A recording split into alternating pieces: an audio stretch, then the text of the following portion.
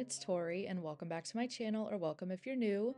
For today's video, we're going to be setting up my reading journal for November 2025. But first, let's take a look to see all my completed, well, semi-completed October spreads. I haven't gotten around to actually completing the collages for these. Last month, I read 2 books, the first being the first of the Crescent City series, and also Macy Neely's memoir, which was an anticipated release for me this month. And I'm currently powering through the second book of the Crescent City series, which I'm planning to finish in November, but I already have a space to write all my thoughts in my October section because I thought I was going to finish it in October, but it is what it is. And now let's take a look at my stationery that I'll be using for this month's setup.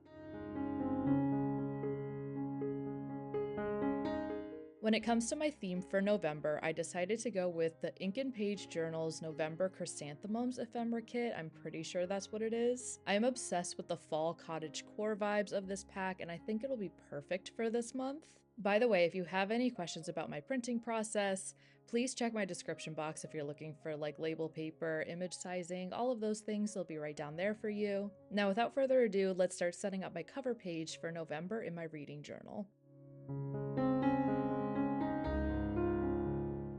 I usually spend this time talking about my process of setting up my cover page, but for this video, I kind of wanted to give you a little life update instead. And that is, I got a new job. Some of you may know that I've been working at a print shop for the last couple years, and I'm still working in print. I just moved up to signage and like more large scale printing, which I'm really excited about. I think it's similar enough to the print production I was managing before, but it's definitely something that's also new to me, and I've loved learning the process of how it all gets made. It's really, really cool. So with that being said, I no longer have access to the big beautiful printer that I was able to print all of these ephemera packs and journal collages on. I always get so many questions about printing these out and why they look so clear and shiny, and I still want to do some collages like these in my reading journal for 2026, so I'm in the market for buying my own home printer now, which I think that'll honestly be better because then I'd be able to give you all recommendations for printing at home versus getting everything printed commercially. So I'll definitely have to keep you updated on my hunt for a good quality home printer. I do really like this label paper though, that I do get on Amazon.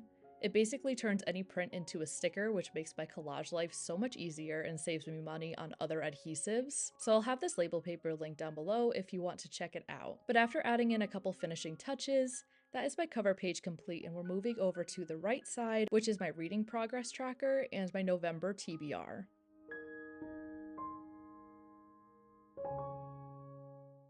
My reading progress tracker is basically a regular old calendar grid, and throughout the month, you're supposed to highlight or draw a bar across all the days you were reading a specific book, and then stop the bar when you finish it. And then when you start a new book, you do the same thing in a different color. You probably noticed that in the beginning of this video when I was flipping through my October spreads, but I've just been loving to implement them into my reading journal monthly spreads as a little stats tracker for me. And it also helps me when it comes to my book review dedicated pages because then I can just flip back and see when I started and finished the book, and then transfer that information over to those spreads. And the bookshelf at the bottom of this spread is for my November TBR. I've been doing this style all year where I just have drawings of book spines, and I pre-write in all the titles of the books I want to read throughout the month. It's funny because I used to put effort into adding more detail into these book spines for the first half of the year, and I forgot one month, I think it was like July, I think it was actually like the middle of this year, I forgot to do the little doodles and designs on the book spines. And then there was just a domino effect of me forgetting to add details for the rest of this year. It's less pretty, but the functionality is honestly better because I read some books with some pretty long titles, and with the spine being blank, I can more often than not fit the whole title on this way. The books that are on my TBR this month are the second and third books in the Crescent City series,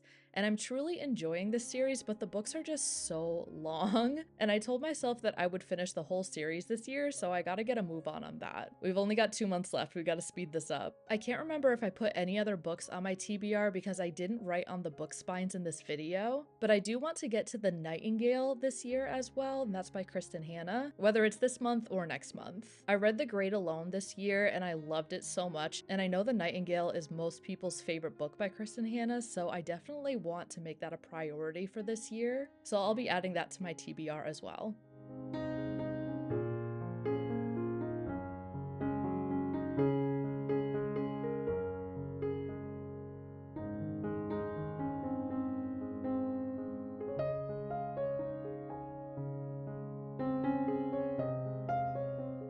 But anyways, that is my November reading progress and TBR page complete, and we're now moving over to my books read log, which is the last spread of this setup.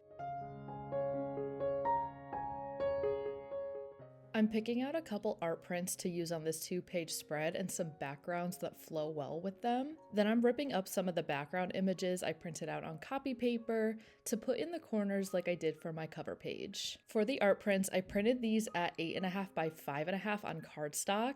I'm using my corner rounder on all of those corners, and then I'm going in with my Tombow tape runner to paste everything down. And I'm also using some washi tape not only for decoration, but to make sure those art prints are further adhered to the page. They kind of start coming up at the spine because this journal is super chunky, and by November, it won't even close anymore. So I just like to make sure that everything I'm sticking onto this page is going to stay on the page. My books read log functions differently than my previous page with my TBR on it, because those are all the books I plan to read, and this will be a collection of the books I actually finish in November.